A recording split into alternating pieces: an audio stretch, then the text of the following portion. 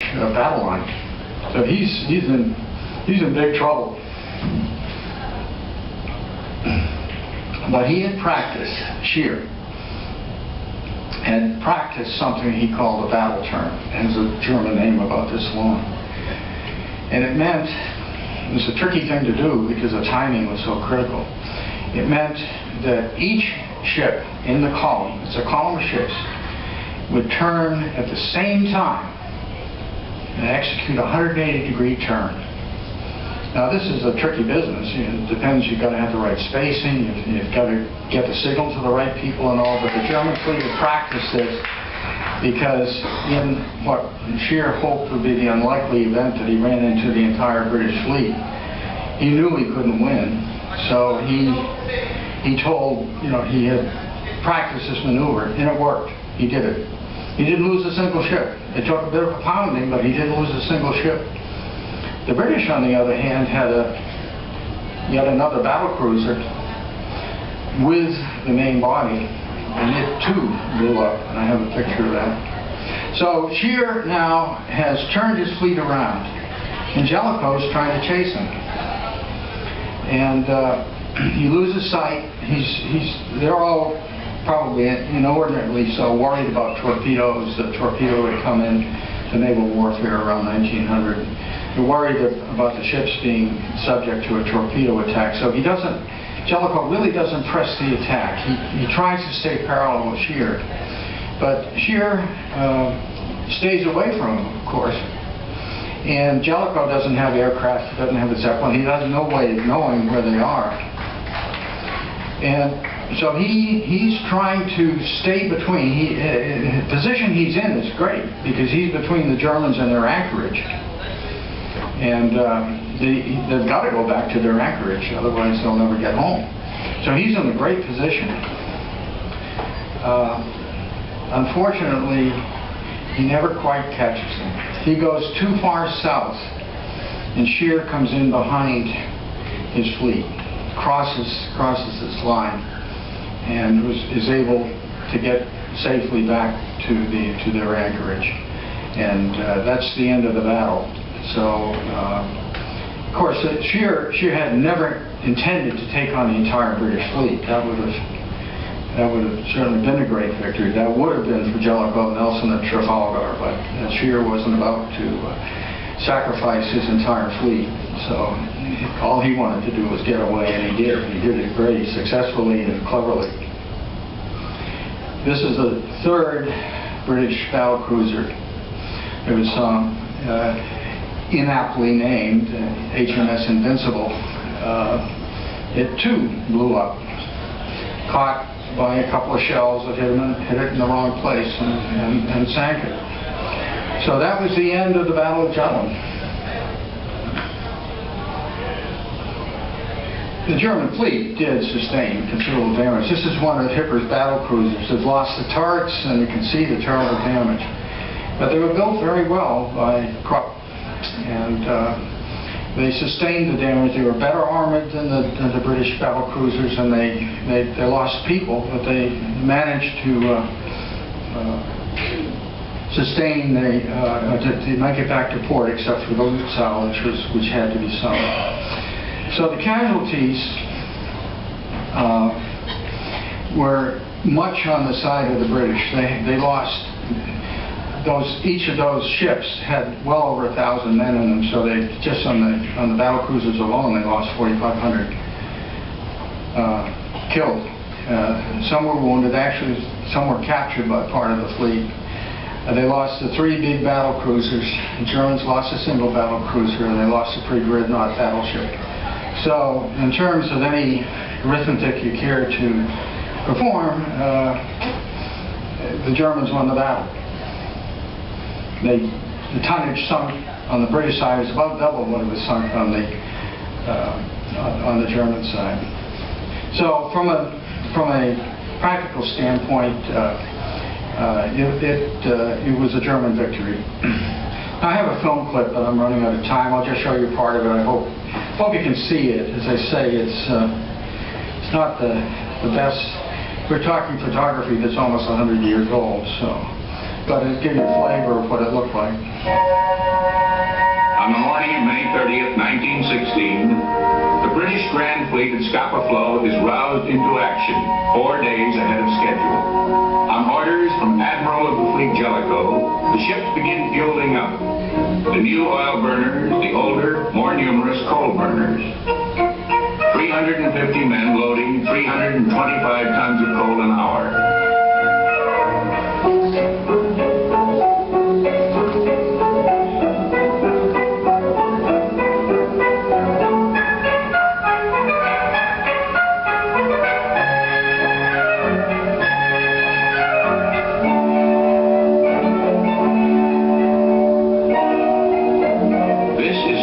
Spurred Jellicoe into advancing his plans. Activity in Emden, Germany. Hipper's squadron preparing for sortie under orders that have been intercepted and decoded by British naval intelligence. The Germans have actually planted messages to lure Beatty out. What they do not expect is that the whole mass of the Grand Fleet will come out behind him. 24 dreadnought battleships, plus battle cruisers, armored cruisers, light cruisers, flotillas of destroyers. And Jellicoe joins Beatty, now steaming past the bridges of the Firth of Forth. 152 British ships will be at sea.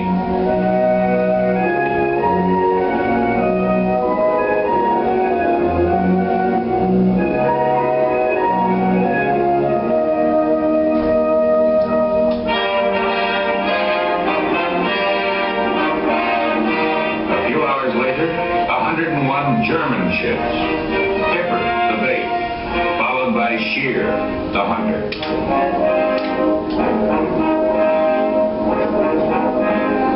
On May 31st, 1916, the North Sea is alive with power. Two great fleets, each setting out to trap a small enemy force, neither aware that the other is out in full strength. They could miss each other completely, but destiny will bring them head-on near the channel of the Skagerrak, off the Danish peninsula called Jutland.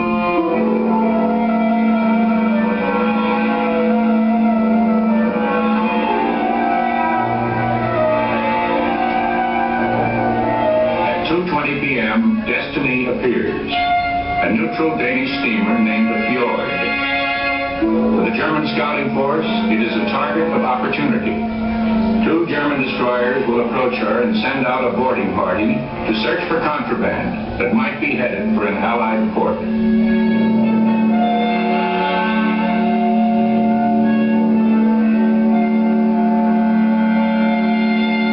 From a greater distance, the forward screen of Beatty's formation has also spotted fjord smoke.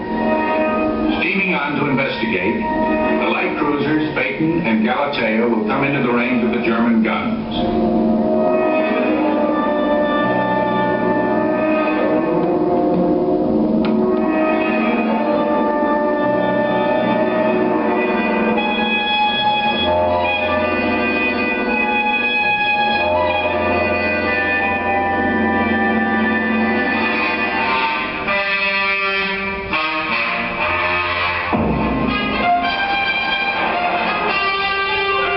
Galatea is hit from a range of 6 miles.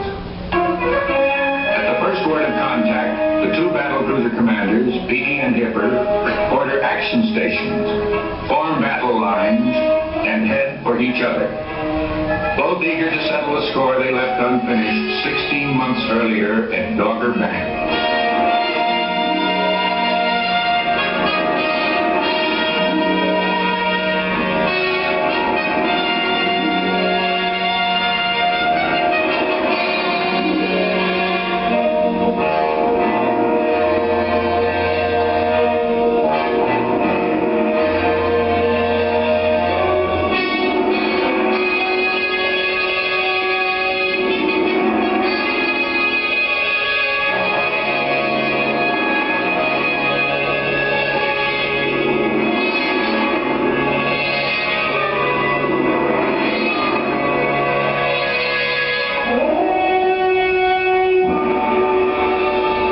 Some 70 miles behind Beatty, Admiral Jellicoe has his battleship fleet moving under maximum steam.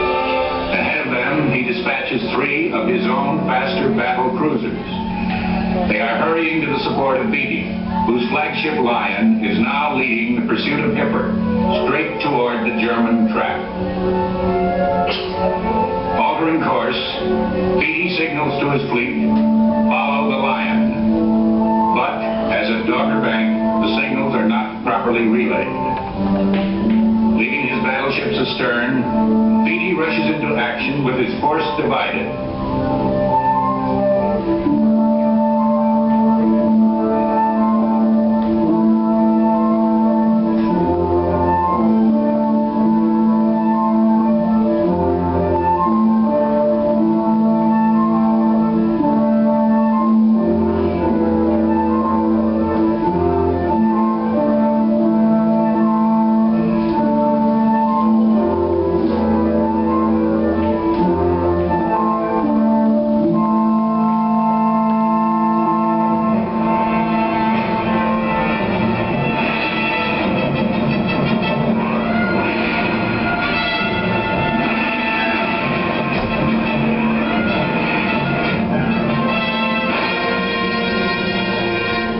To the south in his losing duel with Hipper, Beatty now receives a startling message from his destroyer scouts. Enemy battle fleet approaching. It is Shear's main fleet coming up to spring the trap.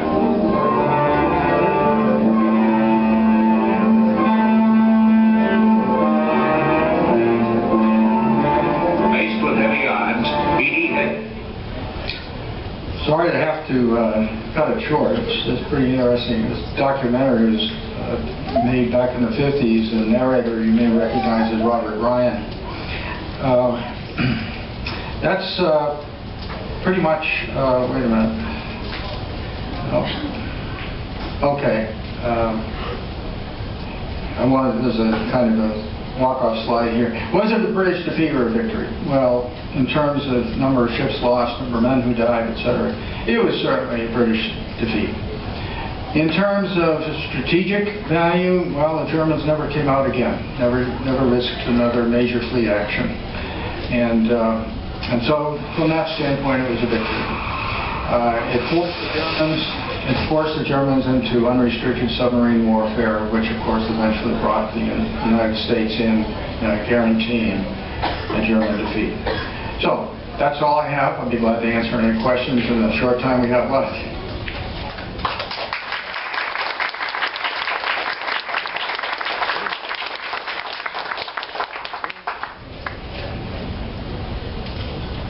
What was the reaction in Britain to the outcome of the battle? Very, very sad. In fact, it was shocked because they'd been led to believe the British fleet was invincible, and the immediate result was the loss of those great battle cruisers and the loss of so many lives. They didn't expect it. So it took. Was Beatty and Jellicoe blamed for this? I mean, was there any sort of reprimand or? No, there was no reprimand. In fact, Jellicoe was kicked upstairs to become First Sea Lord, and then Beatty got his job. So, It's incredible, the charge of the Light Brigade apparently was because the wrong order was given. And in this battle, another defeat, was again a result of bad information, wasn't it? Absolutely. So the Admiralty then didn't make sure that the captains knew what they should know.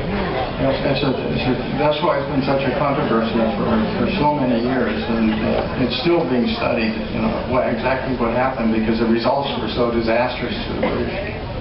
Well, they probably gave him a title and a great retirement. Whatever. Any other? Yes. Didn't the Germans feel confident to have another battle? No, they didn't. Why not? Because they had half the number of ships that the battleship was the key ship. They only had half of what the British had. Now, one can say in retrospect, their ships were probably better. And in a slugging match, they might have come out pretty well. Obviously, Hipper came out very well against Beatty. But Shear felt that he couldn't win it, and he had to make the decision, so he turned back.